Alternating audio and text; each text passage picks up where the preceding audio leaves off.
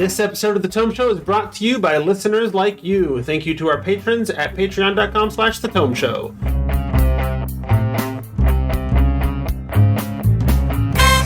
Welcome to The Tome, a D&D news, reviews, and interview show, and I'm your Tome host, Jeff Greiner. And in this episode, number 399, we're going to try to survive a dagger to the heart, as we discuss Daggerheart. We have two lovely guests joining us for this episode. First up, you know him from subbing in on Behind the DM Screen and many other Tome Show episodes. And I'm sure you love him as well. It's Ismael. Hello, glad to be here as always. And joining us, I believe for the first time, is a longtime listener, and he has the same name as my dad. It's Frank. Oh, nice and good, very good name, very old-fashioned name. So I was named after my great-grandfather. There you go.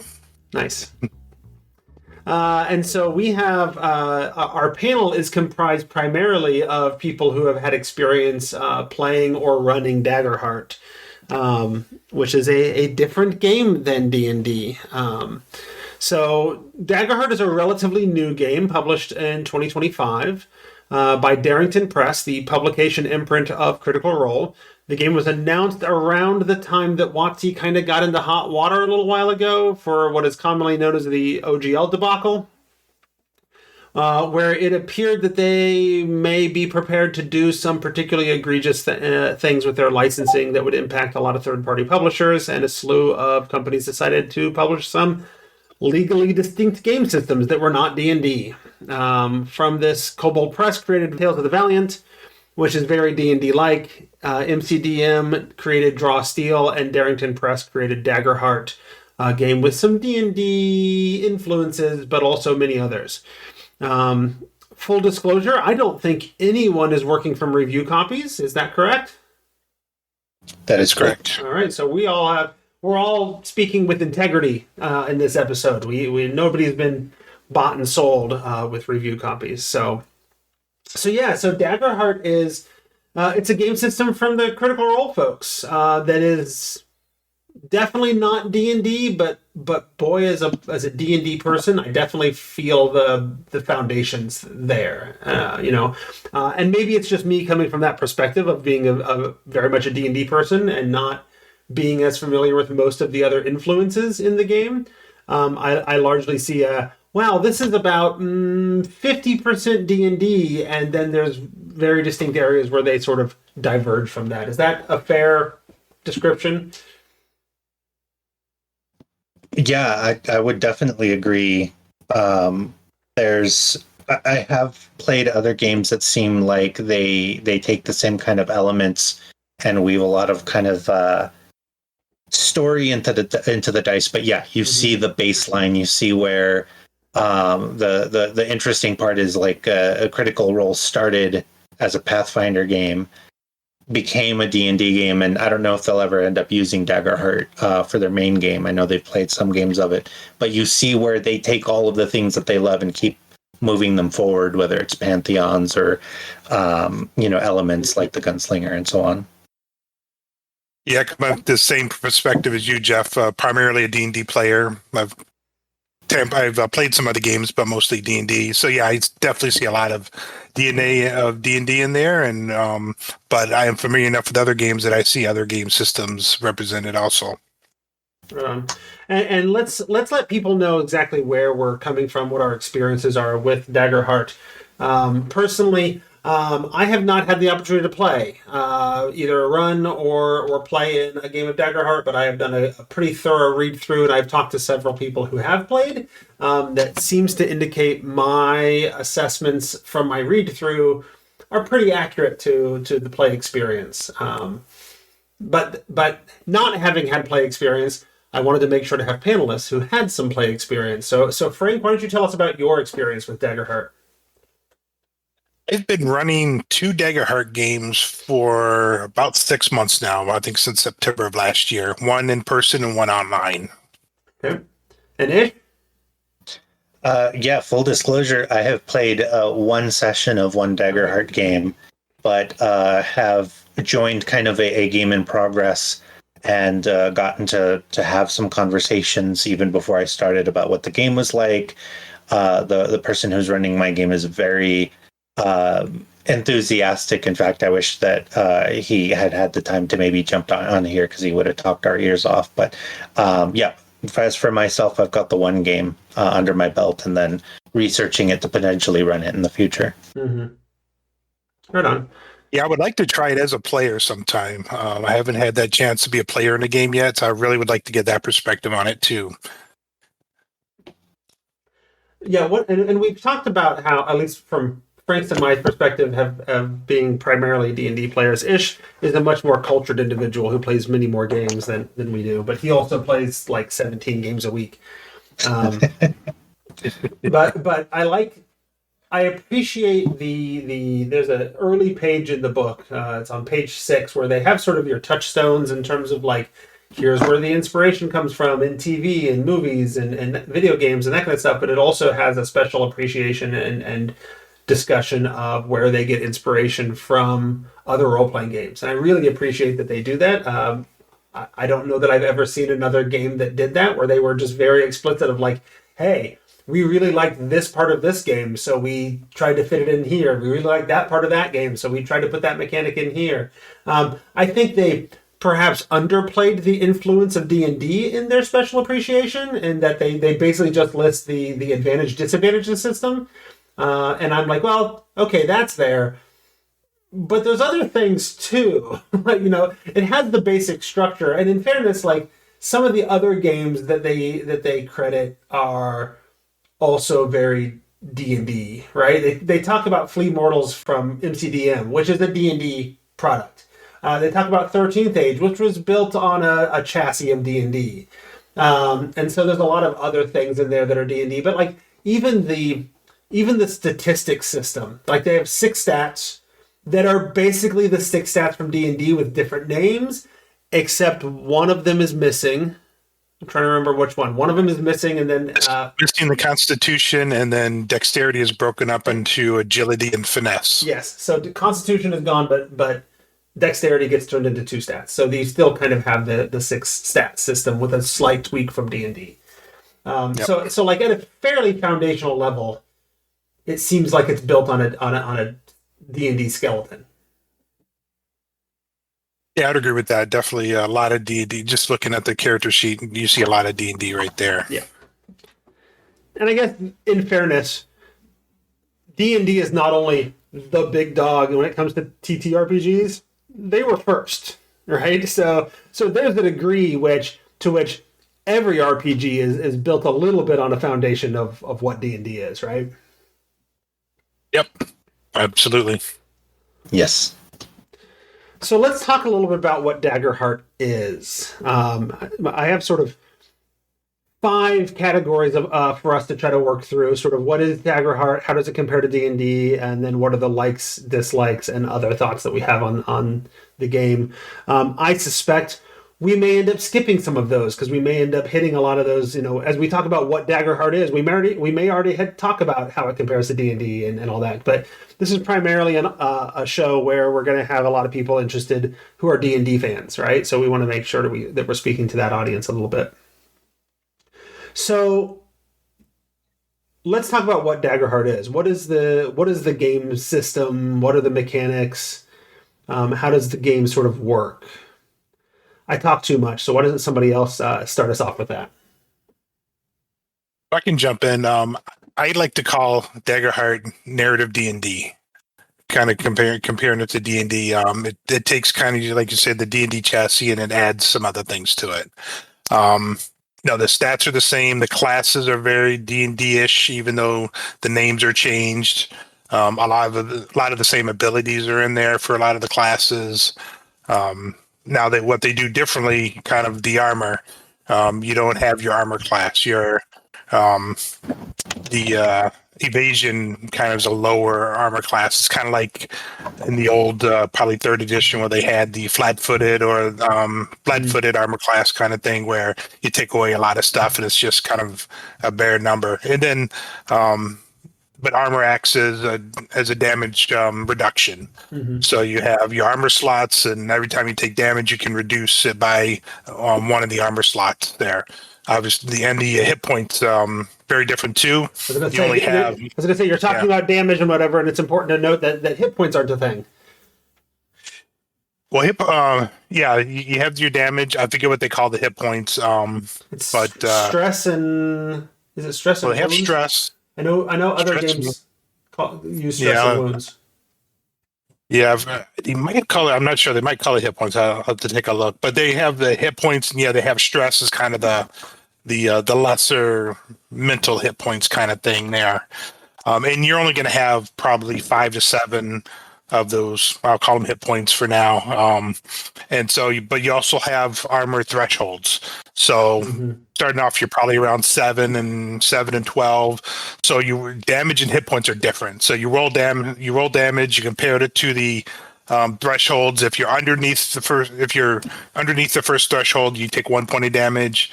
If you're between the 2 thresholds, you take 2, and if you're over the 3rd threshold, you take 3 points. So, unless you use the optional rule of the massive damage, you can never take more than 3 hit points in any single hit.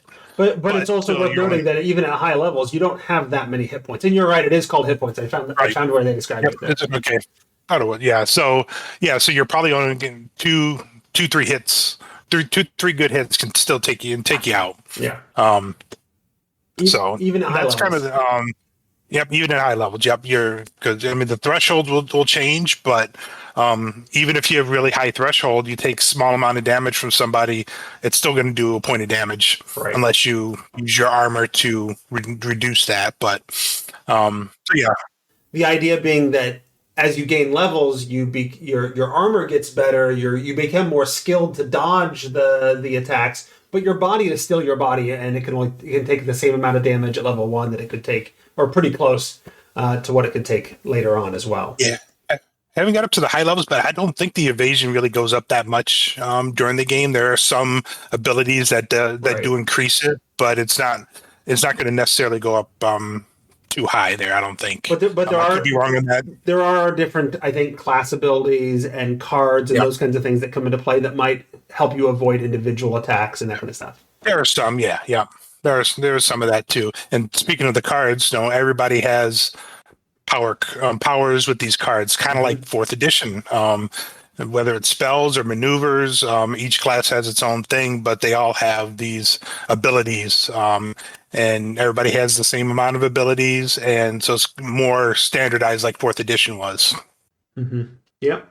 So like whatever method went into building this game feels like they played a lot of games, because I play a lot of games and I see a lot of the DNA and many of those games in Daggerheart.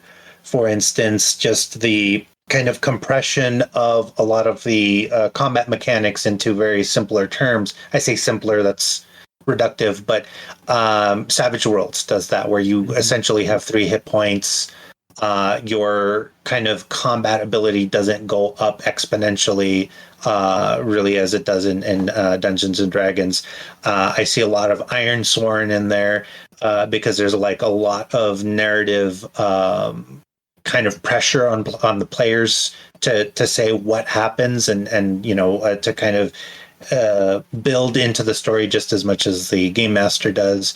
I also see, I was going to talk about how there's like narrative resource, right? So in the Hope and Fear dice, you see narrative resource, which reminds me of Wrath and Glory, because Wrath and Glory is the 40K RPG. And that one you have, of course, Wrath, Glory, and Ruin, where Ruin is like the fear in Daggerheart. It's the game master resource that lets them do things that advances kind of the negative side, or maybe the antagonistic side of the story. And where in Wrath and Glory, these are kind of add-ons. They're things that the game could function if they were not part of the story. It would certainly change the flavor of things. Mm-hmm. But in Daggerheart, I've seen that these functions of the Fear and Hope dice are pivotal. Like the the narrative resources are the game, whereas in other systems they're kind of just pasted onto the game but not integral and core as they are in Daggerheart. And they explicitly call out in that opening section where they have the special acknowledgments or whatever that they got the idea of the duality dice. That's the hope and fear dice. From the Genesis system from Fantasy Flight Games. There's a lot of games there that I'm mostly not familiar with, but I've heard of, that's one of them. They also took some ideas from the Cypher system and Blades in the Dark, which I've read a bunch of and whatever. So there's a lot of places where they get those ideas.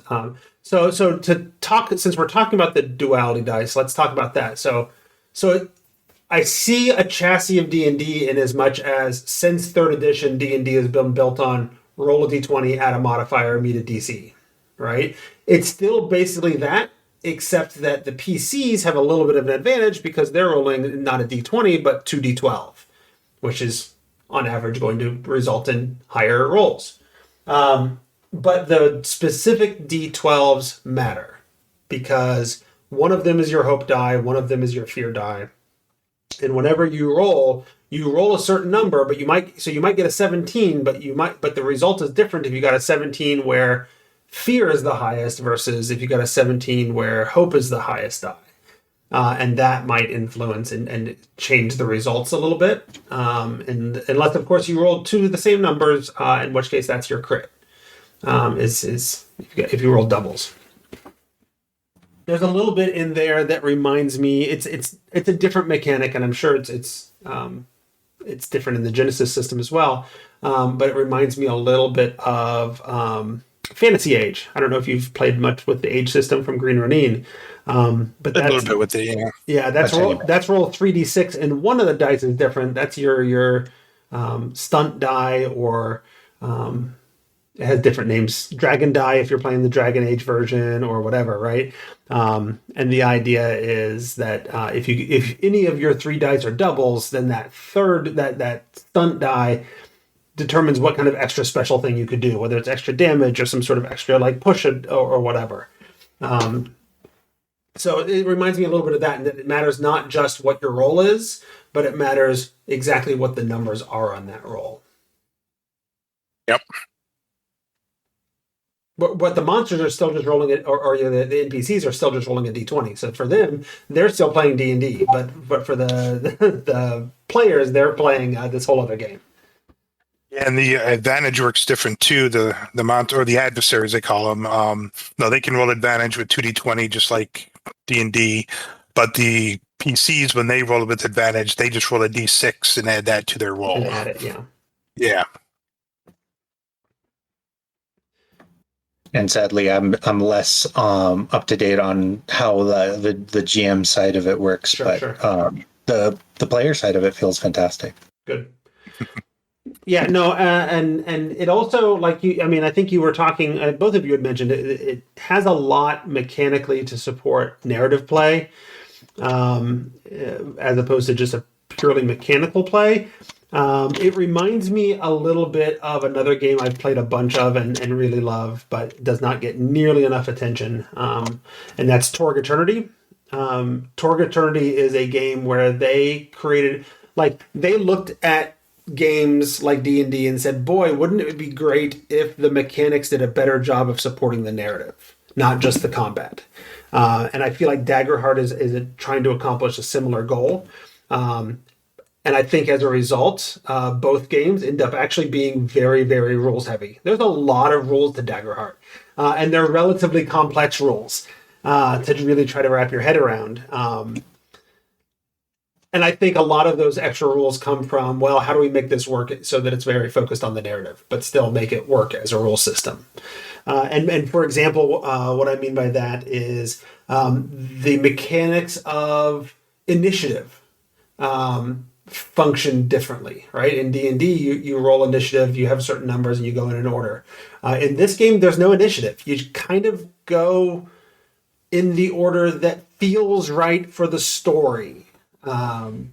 and you try to make sure that all the different players have their spotlight moments. And if at any point in time, somebody rolls with fear, then that means that the adversaries, the opponents, get to jump in and they get a turn. Or if a PC fails a roll, then the adversaries also get to go. Yep. So I know that's one of those things that that I feel like has come up a lot for the game, is discussion of the adversary system. I know in the most recent episode of Behind the DM Screen, Mike Shea, who was at one point going to be on the episode but then couldn't make it for scheduling reasons, also had concerns with because they're trying to go very narrative. They went theater of the mind. You don't have to worry about all the minis and all that kind of stuff. And so the like distances, ranges, and what have you are more abstracted. And there's other games that have done that, right? But usually those other games do like a close, medium, and large, or far, or whatever. Whereas Daggerheart has, like 5 different ranges. There's very close, and then there's close, and and so they delineated it out, and so in an effort to create more narrative focus, they created a lot of extra rules that are more abstract and potentially are trickier to wrap your head around. Yeah, they try to kind of, I think at some points, kind of straddle two sides of the fence where they do want to be narrative, but they also want to support miniature play as well. And the range categories that they do have translate to the grid pretty well. Yeah.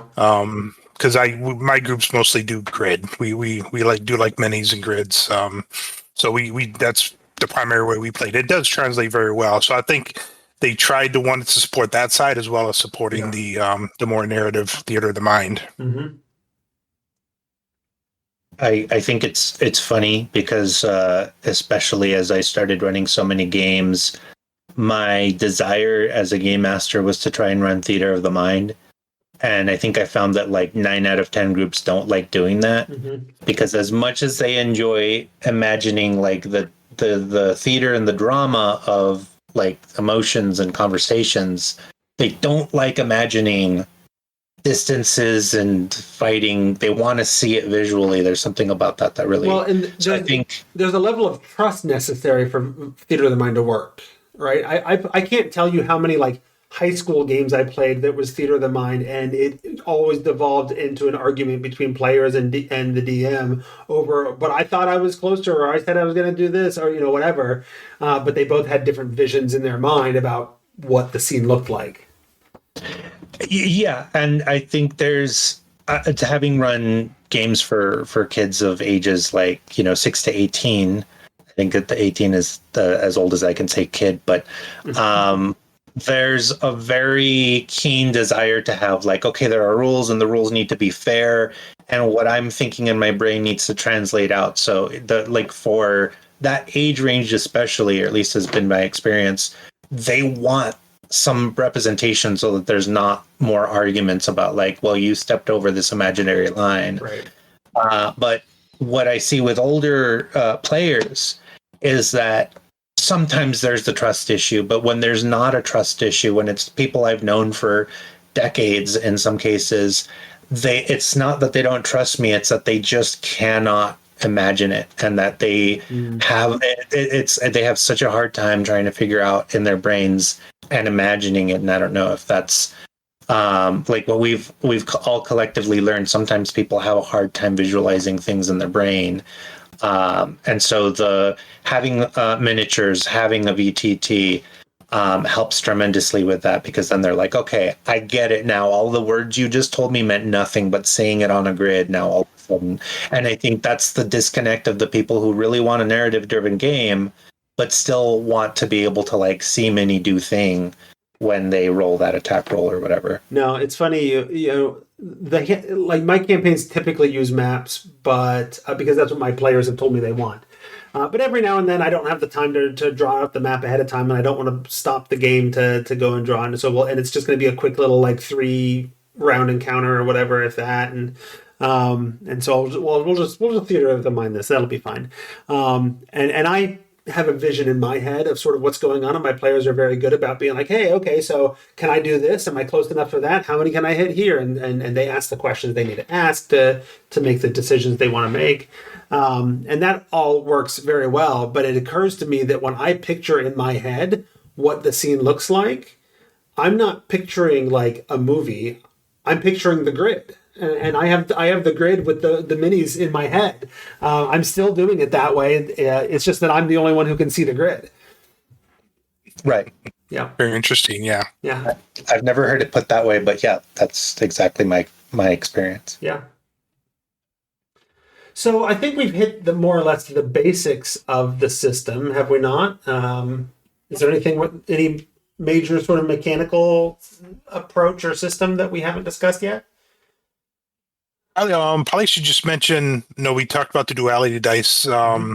If you roll higher, we talked about the hope and fear. If you roll higher on the hope die, you get the player gets a point of hope. They roll higher on the fear die, the DM gets a point of fear, and that's meta currency that can be used in the game to power various abilities. On the DM side, it can be used to insert the adversary into the initiative in the turn order. It's very powerful for PCs as well. A lot of their abilities you need hope in order to activate. So it's kind of a constantly flowing thing. Very much like fate, whether you have the fate points where it's expected you're going to get a constant influx of points because you're going to need those for your abilities. Right. Yeah. No, that's fair. It also is built on a bit of a tier system. Like there's tiers of adversaries, there's tiers for equipment. So depending on sort of your level or whatever, you're supposed to have access to different types of equipment, and that equipment is set up in tiers. And so that's a thing. We talked about how you talked about evasion and versus armor. Or armor sets your damage threshold, so it determines how much damage you can take before you start taking hit points or whatever. Evasion is your ability to sort of dodge those attacks and just not get hit at all. Okay, I think that's the gist of the game system. I think we'll get into some more details as we talk about the things that we particularly like or dislike about the game. I think we've talked quite a bit now, in terms of comparing it to D&D. I think there's a lot of D&D in the DNA, probably more D&D in the DNA than is directly visible for all those reasons that we already talked about. Any other D&D based comparisons? I think it assumes a D&D like setting. We didn't talk about the actual product, the physical product, or even the PDF. I happened to have purchased both because I had a gift card to get the physical product, and then I'm like, yeah, but I'm not carrying books with me in the car to read or whatever. So I bought the PDF as well. It is a well-constructed physical product. It is an absolutely beautiful book. The artwork is very evocative and could fit into any D&D campaign. It brings in all sorts of I don't remember, what do they call them? Ancestries? Mm-hmm. Ancestry, yeah. Yeah. So all sorts of ancestries, some new, some old, some very clearly D&D, but with the serial numbers filed off, right? You don't have, for example, you don't have tieflings, you have Infernus. But they're pretty much basically the exact same thing. You don't have Dragonborn, but you have Dracona, and what have you. But they also bring in all kinds of new things, like you have. I like the idea of the Galapa, which are your turtle people, or the Katari, your cat people. The Ribbits or the Simia, your frog and your monkey people. The Fungril, you kind of play a Myconid, your fungus people. So there's all kinds of different. There's a lot of interesting, but it's very much like D&D species. There's just going in different directions and incorporating or facilitating all kinds of different styles of play.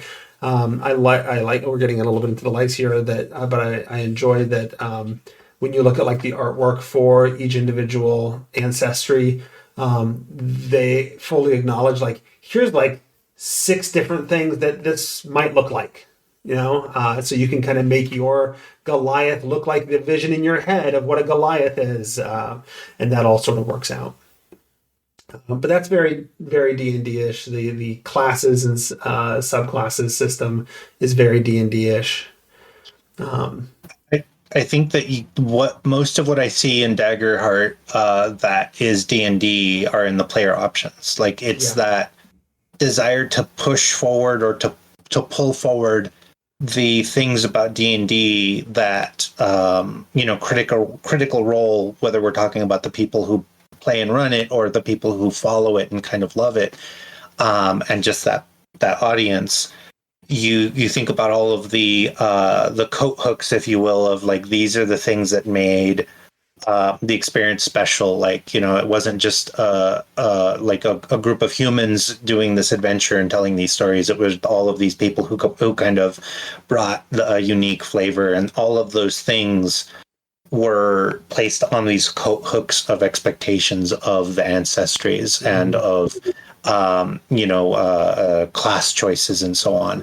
And so I think that's where you see most of the DNA. That's where you see most of the carry forward of like the familiarity of D&D. Whereas maybe it's not so much systemic, but it is in the player choice of like, these are the molds into which I'm going to fit my character. Right.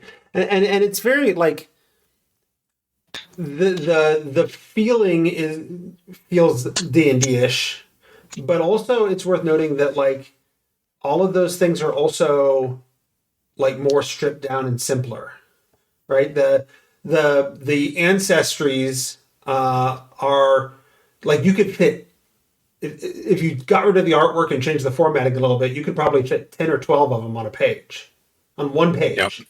Just a paragraph and a couple abilities. Yeah. That's pretty much everything that's rules wise there. And the classes really fit into about a page and a half if you take out the artwork. It's not pages and pages on end like it is in D&D to get through all of your classes and whatever, and that includes subclasses. So the class is really half a page, and then you get like half a page for each subclass, and there's 2 subclasses for each class. So then you also have kind of a deck of cards for each class as well that adds all the abilities. Yes. That's not included in the text. Yeah. Yes, and you can see like the classes are built around D&D classes as well. Like your druid is doing the equivalent of a wild shape. Your bard is doing the equivalent of a bardic inspiration. I believe there's not a paladin, but there's a couple of different classes there that you could kind of squint and be like, yeah, that's your paladin, So the seraph is sort of a cleric paladin, kind of folds both of those into that class. Sure. And there's others that are like more warrior, protector warrior, or whatever, that you could kind of flavor in different ways and get a paladin out of it. So yeah, there's a lot of areas where like you could, file the serial numbers off and call them the same thing, and I think it would work out okay. And that influence is very obvious. That like, oh, you were trying to evoke the D&D sorcerer, and part of me wonders if, and I definitely thought of this as I was reading it, was, okay, could I play Critical Role Season 1 or Campaign 1 using Daggerheart? How would I build those PCs? Do I have the things I need to build those characters or whatever? What classes would they be? And so it would make sense if they were having similar thoughts. Could you make these D&D or these Critical Role characters using Daggerheart? That of course it's going to have a lot of D&D sort of DNA in that, because that was a D&D campaign, and you're explicitly trying to take D&D characters and turn them into a different system.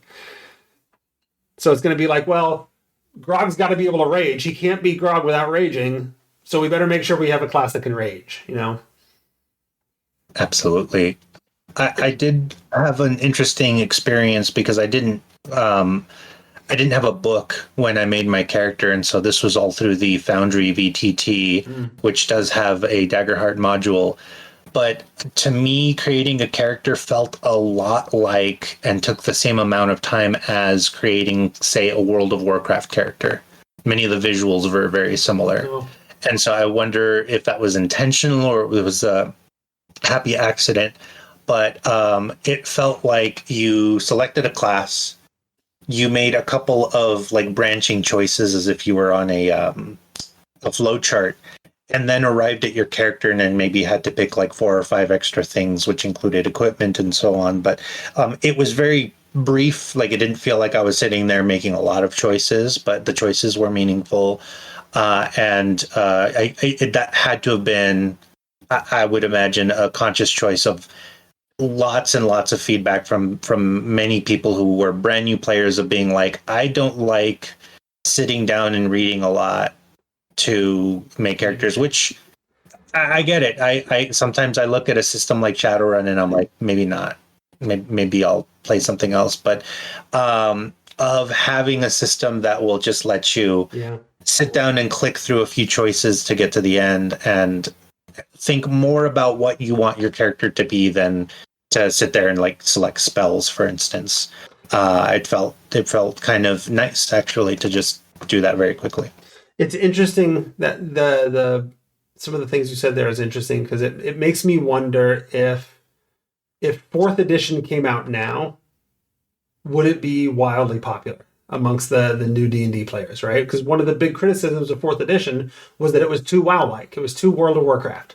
And now you're suggesting that, maybe they talk to a lot of these players that are, that got into D&D through Critical Role. They're newer players. They don't have the additions and history with the game. Maybe that would appeal. Maybe that style of play would actually appeal to them a lot. Because I can, the use of cards to evoke your powers and to not bother putting them into the book and you can just pull from your deck or whatever. That feels like something you could do in 4th edition as well. That's an interesting point. I saw a YouTube short recently, Mike Merle's saying that 4th edition was marketed to the wrong group of players. It was marketed to the 3rd edition players. Mm-hmm.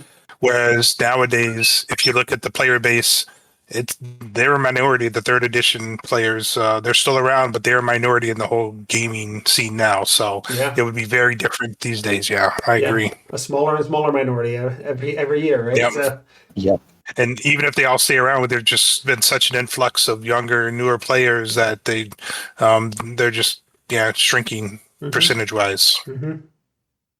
If I had to say it succinctly, I'd say 4th edition was WotC's attempt to sell World of Warcraft style set like rules to D&D players, and then 5th edition, in some way, shape, or form, was the WotC's attempt to sell Dungeons and Dragons to World of Warcraft players, and I think that's why the other like the parabola of that worked way better than the converse, of course. But and then of course Daggerheart just feels like it learned the lessons of both and is kind of, I mean, I'm not saying it like it's like the new the new best thing, but it certainly seems to be some kind of a mixture of those two approaches. No, I can see some 4th edition sort of philosophy in the game as well. So absolutely, yeah. And I don't think that's a bad thing. I think 5th edition would be a better game if they were willing to acknowledge the fact that there's more 4th edition philosophy built into it than they like to admit. Absolutely. So. Yeah. It seems to me that every edition of D&D seems to be an overreaction to the concerns of the 3rd edition. That's fair. And as it goes through the edition, it kind of loosens up and it kind of brings, like in the new D&D rules, now we have bloodied back, things like that. So it's kind of loose over time. It's kind of loosening up and saying, okay, maybe some of these things weren't so bad. Yeah. So other ways that we can compare this to D&D than we already have, I think. There's, the list upon list of various equipment. Although the way they break it up into tiers, whereas D&D doesn't, is a difference. The the way they do adversaries also is very different than D&D in that it's a little bit more generic-ish, but there's also tiers of that. Does that make sense? Is that, am I out of line with that? Well, I think comparing it to fifth edition, I think you're right, but I see a lot of fourth edition in those things you just mentioned there. Mhm. You have your tier one weapons are kind of your normal weapons. Then your Sure. tier two are kind of like your first tier of magical weapons, and you're expected to have certain weapons in tier two. Whereas in D and fourth edition, you were expected to have +1 weapons at a certain level and +2 weapons at a certain level. And the tiers, it's a little more simplified in Daggerheart, but I kind of see the fourth edition in there. And then also with the adversaries, the different types. You've got your they even have minions. They've got like your Yeah. standard. You've got your elites, and so it kind of has a lot of it has more categories. Although But those minions don't work like first edition minions do. They actually work a little bit more like the Flea Mortals MCDM minions do. You can see, Yep. and they acknowledged that they were looking there for inspiration as well. So and Fleet Mortal was had a lot of influence from fourth edition as well. So it's kind of still that fourth edition through line. absolutely. No, and I don't dislike that they give the adversaries tiers instead of levels or CR or whatever. That's fine. But people need to also be aware that like the listing of monsters. Like, first of all, it's all one book. Like your DMG, your player's handbook, your monster manual. It's all the same book, and that's not horribly unusual for non D&D games. But also, you're not going to have the same experience looking at the monsters because it's just a stat block. We've talked a lot in our ever so brief discussion of the new monster manual that we just recorded part 20 of, and we've almost made it halfway. But we keep talking in that book about how much how much lore they've cut out of the monster manual. Daggerheart has no lore. It's just a title for a creature and a bunch of stats, and you as the DM, and it sort of genericizes the monsters. And I've seen other games do it this way. It genericizes the monsters a little bit, so you can kind of do what you want with it, and you can flavor it how you want, color it in how you want, whatever, and it gives you a little bit of flexibility. But it also means that there's a little bit of work as a GM to sort of figure out what the appropriate thing is and what you want to throw at the players and what have you. The game I've played the most that does stat blocks like this for adversaries is Fantasy Age. Only I think they're even more generic in theirs. I don't know well enough to say this definitively, but it makes me wonder if there's perhaps not like room to grow on the monster lore to be like, maybe as a dungeon master you say, okay, this monster has a weakness, and then point to a player and say, what's that weakness? Or things of that nature of like, hey, what does this monster eat and what's its ecology? You go. I could see that maybe being kind of like a function of it, but I don't know if that's or they're researching a monster and you're like, okay, you found some interesting thing, tell us what it is, and then they get to create it. I can see. I mean, that's not built into the rules of the game, but that opportunity is there. So, any other? But it's also it's consistent with how they describe how the world building should be done. Where say, okay, what's the name of this city here, and tell me something about it. So they do talk about that kind of world building, so that type of monster system would work well with that. Sure. No, and they do. There's a lot of good sort of general advice in the book as well. The sort of DM sections. There's not like a DM section, but there are various elements or moments of advice or world building tips or that kind of stuff that I think would be useful for players of many games, including DMs. That's very much in the vein of how DMGs are oftentimes written, with lots of good, just sort of general role playing advice for fun things you can do with games. Okay, Should we talk about our likes and dislikes? Sure. All right. So, what do we particularly like about Daggerheart? Well, I'll say kind of just start kind of overall for the system. I like it, but I don't like it as much as I expected or how much I want to like it. At least not yet. It's still fairly new with me, but there's a lot of good things in there. I do like I guess let me back up a little bit. The what they call the spotlight system, or I call the dynamic initiative order. I liked that better at the beginning, but after a while, I'm like, it'd be really nice just to have a turn order and just everybody just go at some point. So kind of. I've heard it discussed that system, that spotlight system for initiative, and that there is no initiative, and just if you have something to contribute to the story, that's you jump in, you're next.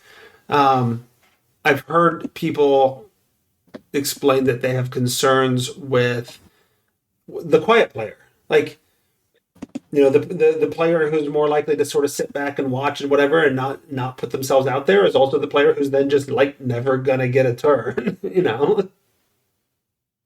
Yeah, I could see that, and also with one of my groups, it's only 3 players, and they're all fairly vocal, so that wasn't an issue. But sometimes one player would kind of sit back, or 1 or 2 players would sit back and let the one player that had the optimal move, like in a combat situation, just keep going. Like, okay, there's a large group of adversaries. You're the wizard with fireball. You just keep throwing fireballs at them, and we'll just sit back. And even though they all agreed to it, and it seems to work well, I can kind of look at the player and see, okay, you're not really having that much fun right now. You agree that this is the best way to do, so it's optimized, but it's not the most fun for you. So Right. That's one thing I've noticed. I do like they acknowledge that this is a system that may not appeal, and that kind of thing might happen.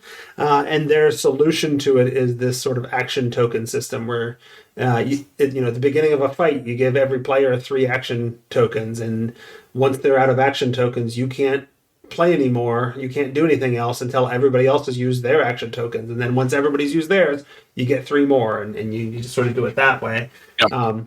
If I were to start running another campaign, I would use that rule. It's an optional rule in the system, but I would use that to try that out. Because not only in combat, just that token system is anytime. So if you're exploring and okay, I'm going to pick this lock, and okay, that's an action token, or I'm going to do this, that's an action token, and then you get to combat, you may be out of action tokens. You have to sit back while everybody else uses theirs first. So tell me about, since you've got this experience running it, tell me about the experience running it as a GM and tracking, like, when do the adversaries go? Are they going enough? Are they not going enough? How does this whole spotlight system actually function at the table for running the adversaries and for DMing? It's very swingy. Some combats where the players keep succeeding, they keep rolling with hope time after time, and they can like take out a boss monster real quick, which can be fun. There's nothing wrong with those types of scenes, but yeah, it's very swingy. Or it can be sometimes they're just never succeeding, or they're always rolling with fear, and then the monsters get through. So it can be very lopsided one way or the other, which can be fun that way.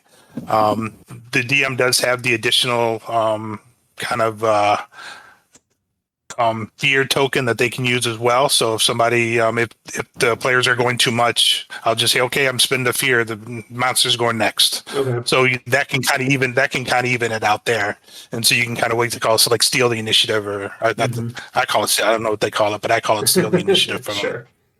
Yeah. It almost functions like, I can see there are many times, playing D&D where you might have this monster and you're like, I don't need him to do much. I don't need it to be a huge challenge, but I really want him to survive 1 or 2 rounds so I can do this really cool thing that the players will enjoy. And then, and having the then of course they get slaughtered, and so you never get to actually see him do that cool thing. But with this system, you've got that fear token you can play. To at least, like, I'm gonna at least pull this off once. So you have to see me do the cool thing once before you can kill me. Exactly. And since with the monsters, since you're only doing 3 hit points at most at a time, I mean, they'll last a little bit, but still, it takes quite a few turns to take them down sometimes. I'm half tempted. One of the things I've gotten from Daggerheart is like, oh, there's a lot of really cool things I can steal from Daggerheart and make it house rules in my D&D game or my other games or whatever. And there's a part of me that's like, I don't know that I want to do a full fear system, but I could do like a DM inspiration token like the players get, and maybe if I got an inspiration token, one of the things we can do with inspiration is I get to choose when I go in the initiative order. I spin the initiative, you get to choose where you want to be in the initiative. Yeah, sort of like Mike Shea talks about his doom points or deadly blessings, I think he calls them, or dread blessings, I think. So yeah, it's kind of a similar type kind of meta currency there. Yeah. Yeah.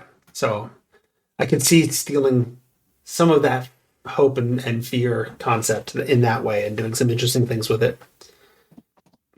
Absolutely, yeah. For my part, I didn't actually do any combat in the one game that I've played so far, but having heard a lot of people talk with a lot of interesting points about the initiative system, it makes me think of how similar it is in some ways to the Wrath and Glory. And that initiative took me a little while to get used to, but the idea is the players always go first unless you spend your meta currency to have the bad guys go first. And then the good guys can spend their meta currency to say, nope, actually he doesn't. But once initiative goes through, the good guys choose who goes next. And then they do. And then the bad guys have to go. And they choose who among them goes next and so on. And it is back and forth. So it sounds like in Daggerheart, it's less about everybody gets a turn and more about like what the narrative means. But I wonder how, if I was going to run Daggerheart, if I could figure out how to blend the two without breaking the system, because I don't want to introduce complexity where it doesn't need to be. But I like the Wrath and Glory style so much that I'm already starting to think of how I would potentially use that so that everybody gets their turn, but also the bad guys don't all get to go and ruin the way that the system works, where otherwise they probably wouldn't. Mm-hmm. Other things we particularly like or dislike about the Daggerheart system? I would say it's very, there's a lot of fiddly bits in it. You've got players tracking not only the hit points, we talked about the stress a little bit, they've got their hope points, they've got their armor slots. So it's a lot of things to track. So yeah, that's one thing. I think I heard somebody suggest, instead of the armor slots, why didn't armor just kind of give more hit points? Maybe that would have simplified things a little bit. So that's one thing that could have been done. But yeah, it just seems like there's a lot going on in any particular time with each player. No, that's one of the things I discovered about, and this is the second time I've mentioned it, but I struggled one time when somebody told me that Torg Eternity was a very crunchy game with a lot of rules. I'm like, yeah, but they're working so hard to build narrative. Like they're about creating drama and telling stories and whatever.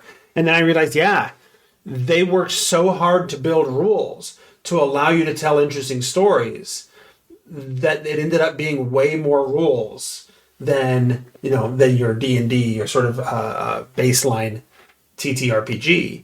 And I feel like Daggerheart is doing the same thing. In an effort to try to make the mechanics support the stories that they're trying to tell, it develops a lot of fiddly rules, a lot of specific things to do and remember that it may be different than the games you're used to doing.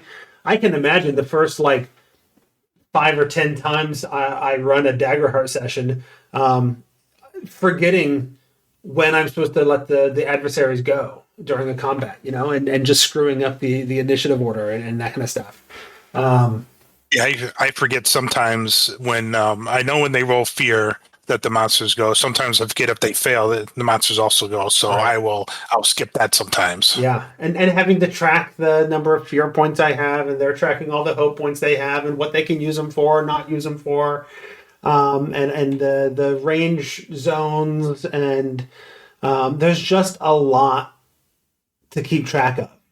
Mhm. and you've got a fairly extensive character sheet to help you with that, and then you also have a deck of cards to deal with, and there's just a lot going on for a game that mostly simulates a maybe a more narrative focused version of D&D, right? At least to Torg Eternity, all that is given to me in an effort to tell a different kind of story than I can tell in any other game system, To me, so I think I was going to compare some of what Daggerheart does to Powered by the Apocalypse when we were talking about it earlier.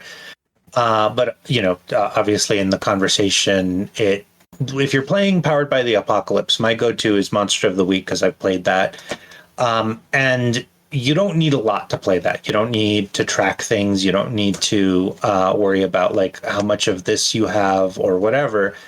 Whereas it seems like Daggerheart, there's a lot going. Like we said it several times. There's a lot going on. You're spinning plates in a sense, and I would maybe ask like a hypothetical rhetorical question of how much of those rules are in service to making your character matter and be cool in that like DNA of D&D of my character is a Goliath barbarian, and so I want them to be the most Goliath barbarian that they can be for the purposes of this story, and all of these rules do that.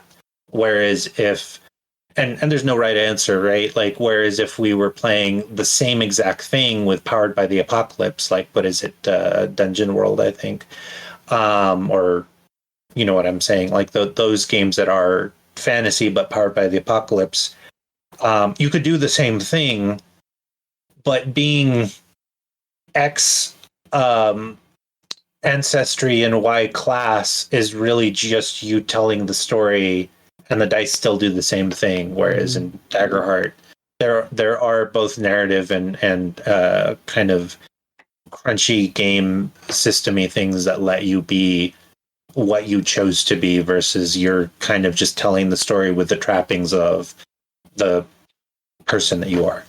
Mm-hmm. Yeah, and speaking of the adversaries, I something you just said there about making the players kind of giving the players the chance to shine.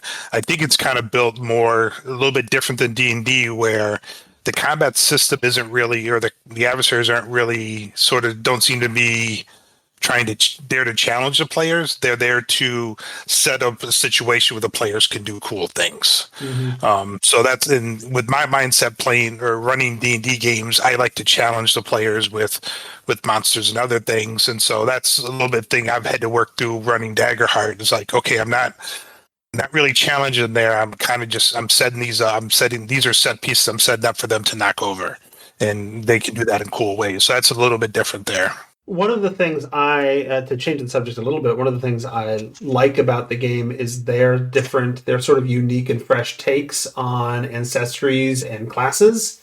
I like the new ancestries. I like the new classes. I like the slightly tweaked, updated take on existing classes. I'm not sure I love the way they came up with the classes, and that they came up with these domains, these 9 domains, and then put them in a circle and sort of said, oh, there's a class for every space in between the circles. So there's a class that, we have Arcana and Blade and Bone and Codex and Grace and Midnight and Sage and Splendor and Valor, and they're all set up in a specific circle. And the thing that's between, let's see, what is it? Splendor and Valor is our Seraph, which is kind of our cleric-ish, paladin-ish, holy warrior character, right? And that comes off a little bit contrived at times, because then you end up with having to figure out how to shoehorn things in and make things work to do the thing you want to do, or the order of the domains in that circle isn't necessarily explained or reasonable. Like, why are they in that circle? What does that matter? It seems like it's telling a very specific sort of setting story, but there's no setting story to explain what these domains are. It's just sort of a contrived way to come up with combinations of things to create classes around. Yes, I know they're working on a campaign world for Daggerheart. I wonder if they'll kind of go into more detail on that kind of stuff in the campaign settings that they publish for it. Yeah, it reminds me a little bit of the Ravnica book that Wizards of the Coast put out for D&D, and because it was based on Magic the Gathering. It's a setting based on Magic the Gathering, and so the different colors are a thing, and each combination of colors was a different faction of the city, and it is a different faction of the city. Ravnica is an existing Magic world and whatever, and like, okay, I get it. That's a neat little contrivance, but it is contrived, and it's not necessarily going to fit every world and every setting that I want to tell a story in, you know. Absolutely, yeah. I mean, I as to the topic and as a dislike, I think I was going to say earlier about how the generic nature of the game can cause some vagueness, right? Like, and this is a perfect example. Trying to fit things into that wheel is more of a restriction than not, and so you'll have people who want to be a thing. And I saw this in Pathfinder a lot. Like it's I think maybe that's a good analogy where someone wanted to be a concept, and for whatever reason, that concept didn't exist in Pathfinder at that time. And then it was a matter of like, oh wait, because they're going to do concept book in a few, cycles, and then you can be that concept exactly because there's going to be rules for it. When it's like, couldn't you just do the thing? Like, do you really need to have the rules? And so that's kind of what the description of the wheel sounds like to me, is like, why do you just need to fit that there when we could just say, hey, I got a really cool idea for a character. Right. I want to make it. Let's figure out the things that already exist and just use those to make this souffle, as it were. Appropriately, it was it's very much evocative to, as a D&D person, right? It's evocative a little bit of the contrivance around 4th edition classes as well, where there were, everything was a power source and then a type of class, right? Is it a leader? Is it from an arcane power source? Okay, what does that look like? Now theirs is more narratively contrived, whereas the 4th edition one is more mechanically contrived, but it still feels equally sort of restrictive and contrived. Agreed. One of my absolute favorite things in the book, and this is weird because it's not inherent to Daggerheart, is chapter 5, the campaign frames. I love the idea of the campaign frames. I think they're really well done, and they're a lot of fun. I believe we know some people that are Tome Show regulars that have contributed to the campaign frames. To give people an idea of what I'm talking about, they don't give us a whole campaign, at least not yet, of Daggerheart, but they give us these frames, these sort of breakdowns of like, here's the a 2-page summary, 4-page summary, whatever it is, of sort of a campaign and how the narrative flows and the kind of challenges you might run into and what the tone and the feel of it are. In fact, I like that they have very specific rules about how to create these campaigns and how to build the things, and part of it is coming up with a bunch of keywords to describe the tone and the feel of the game. It's going to be more silly, and doing that with your players, so as to create a shared understanding of what kind of game it is we want to play. So I think there's there's a lot of value in the campaign frames. Every now and then there is a little bit of like, here's an extra little bit of mechanical thing that suits the specialness of what's going on with this campaign frame, right? But for the most part, it's just sort of these general like handful of pages to give you some guidance on how to do a campaign. And there's very, very clearly like, oh, this is Delicious in Dungeon, the campaign frame, or this is, giant kaiju colossi monsters, the campaign frame, or whatever, right? Like you can recognize the inspiration sources for some of these, but it's fun, and they only gave up a handful of pages for each one. I have no dislikes on the campaign frames. I think it's a fantastic idea, and I'd love to see more things like that. Yeah, it's one of the ideas from there that's transferable to other games, and that's one thing I like about Daggerheart is there's a lot of good ideas in there that I can use to make a D&D game or narrative, or to like you said, the campaign frames would be great to set up a campaign in any system, really.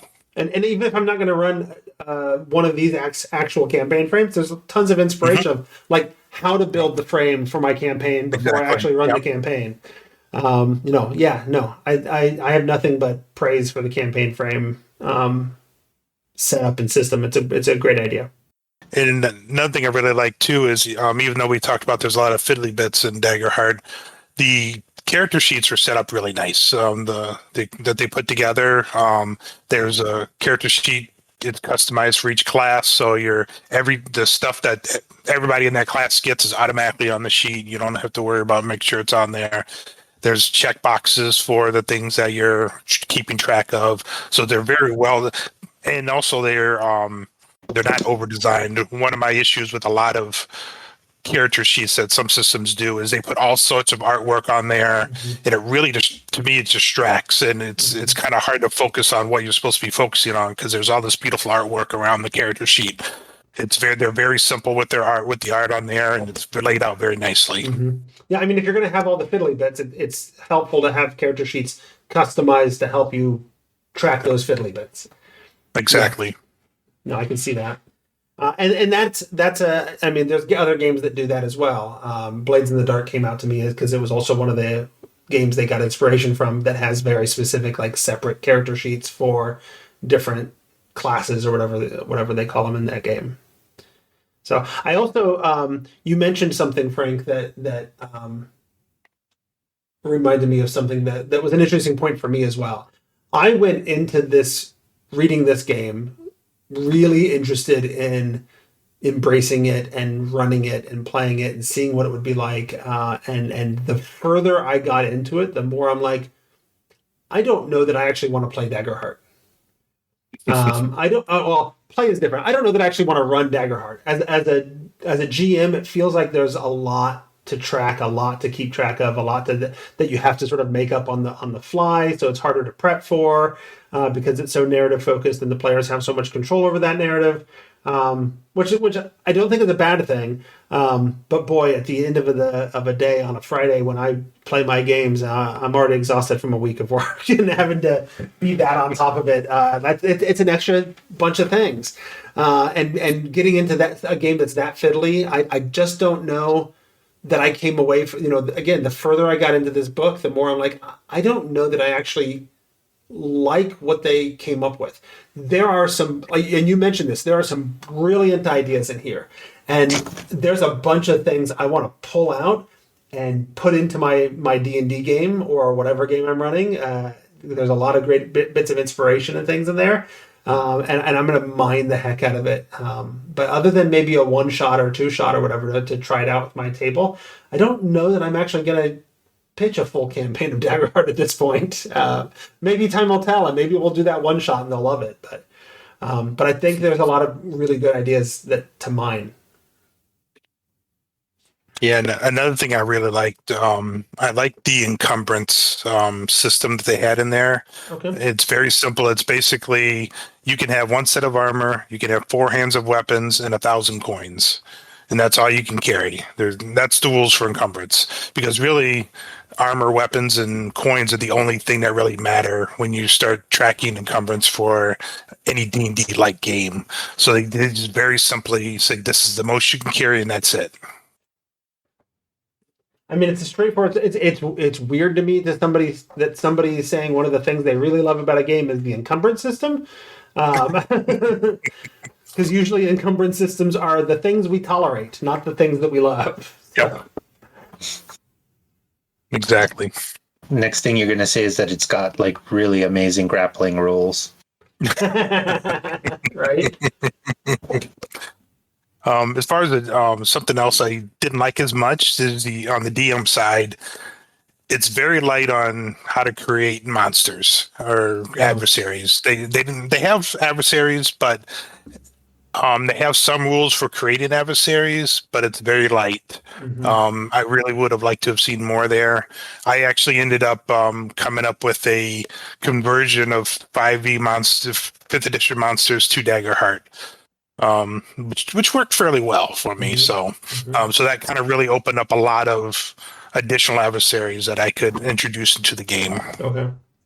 You've gone back and forth, haven't you? Because part of how you ended up on this episode was you were in the Tome Show Discord talking about conversions from Daggerheart to D&D. So you keep going back and forth. Wasn't that you, or was that somebody actually else? one of my Daggerheart games we're actually converting to 4th edition D&D. Yeah. So we're going back to D&D. The other one's we're staying with Daggerheart for now. Okay. Right on. Is it the online one that's switching or the in-person one? The in-person one is switching. Okay. Yeah, I was just curious. I don't know if it plays differently virtually versus in person, but and how that might affect those decisions. Yeah, they're very different experiences. The online group is larger, and I don't play a lot of online. This is really the only group I play online with. I mostly in-person play, so I'm not as comfortable online, but we have been doing it. Yeah. The in-person group, I've been playing with them for probably about a dozen years now. Oh, nice. One of the other things I really like about the game system, and that I'm still sorting with how I'm going to steal it and house rule it into my D&D game, is the rules around death moves. The idea of death being an interesting sort of thing, and the idea is you get to a point where you're out of hit points or whatever, and you get to make a death move, and it could be I'm going to go out in a blaze of glory and do something fantastic and into my career as a living person with that, or I'm going to do this. I'm just going to avoid the death. I just don't die. I'm out for this combat, but I'm going to avoid the death. There may be some sort of permanent result from that I have to live with, a scar or a disability or whatever. And then there's the risk at all. I'm going to roll the dice one time here and see if I can get really lucky and pull off something amazing. But I risk getting nothing out of it. And so the third one is sort of your gamble option. Yeah, I've thought about that too, saying at first, like, well, when I go back to D&D, how could we kind of convert this over there or kind of steal this? But when I found playing Daggerheart is 99, not that we've had that many, but 99 times out of 100, say, or very often, most of the time, the players just say, okay, I'm just unconscious for the combat. So they don't really use those other ones. I think the last session we had with Daggerheart, my in-person group, was the first time somebody did a different death move. He did the I'm just going to go out in a blaze of glory and do a critical hit. And but I think that was more I think he was kind of getting over Daggerheart, and he was like, I just want to kill my character. Get out.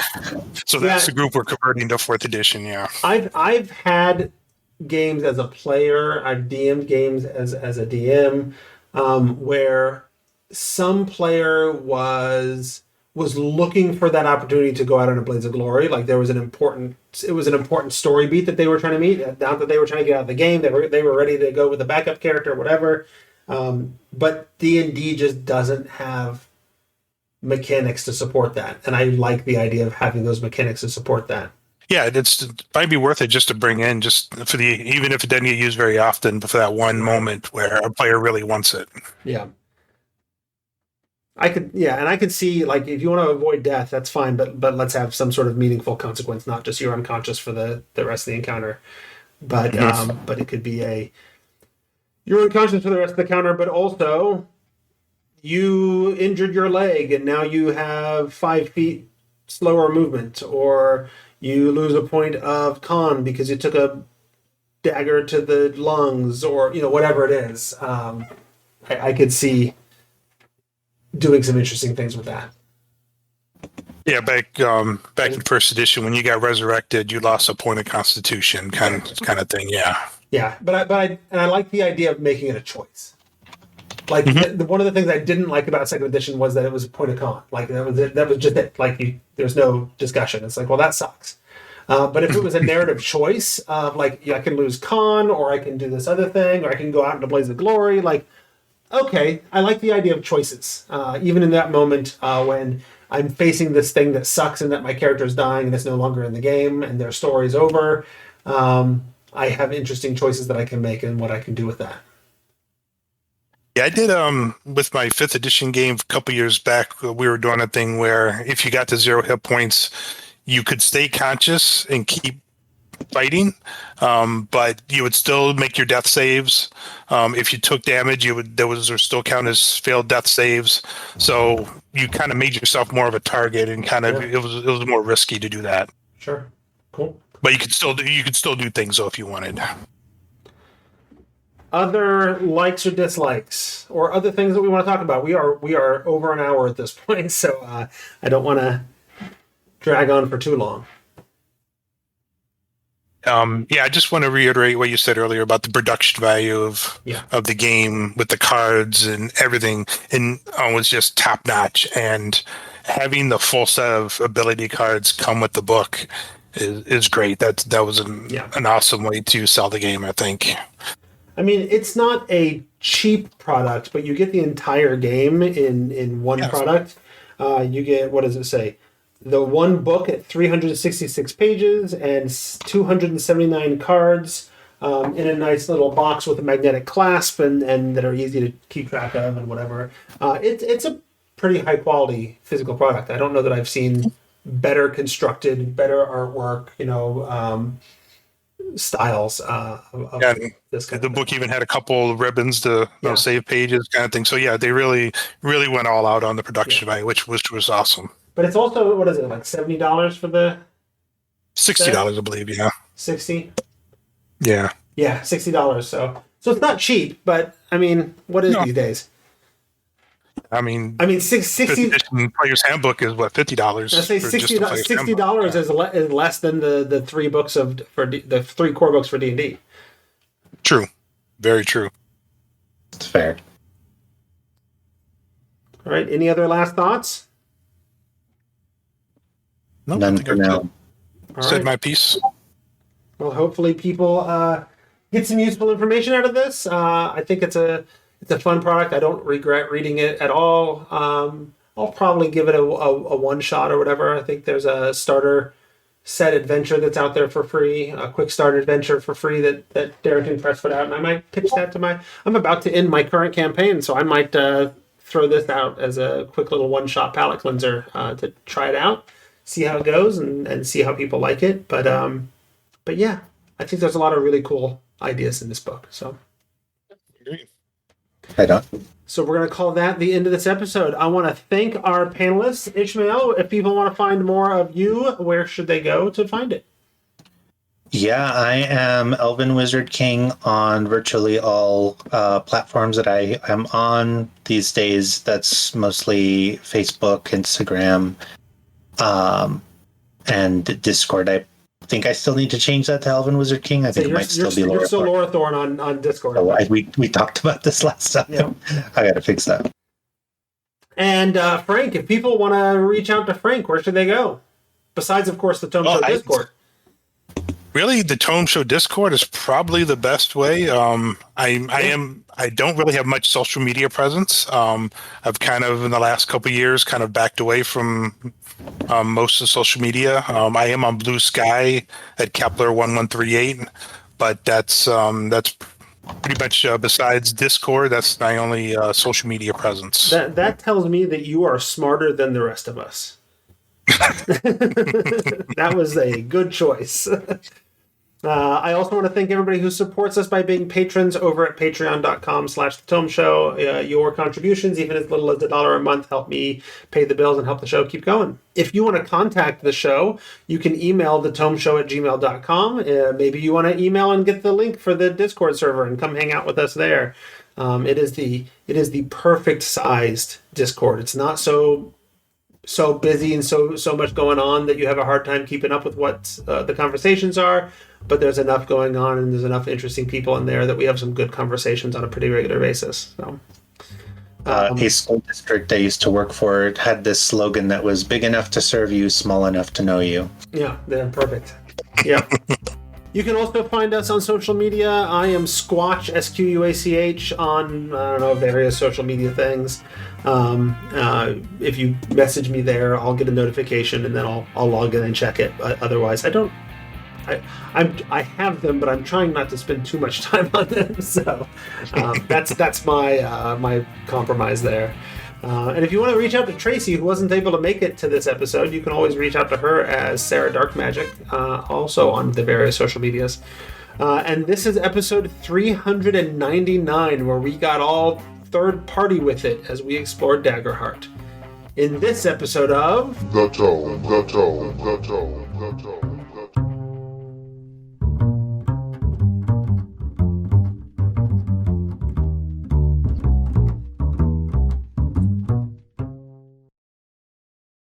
I'm on the wall.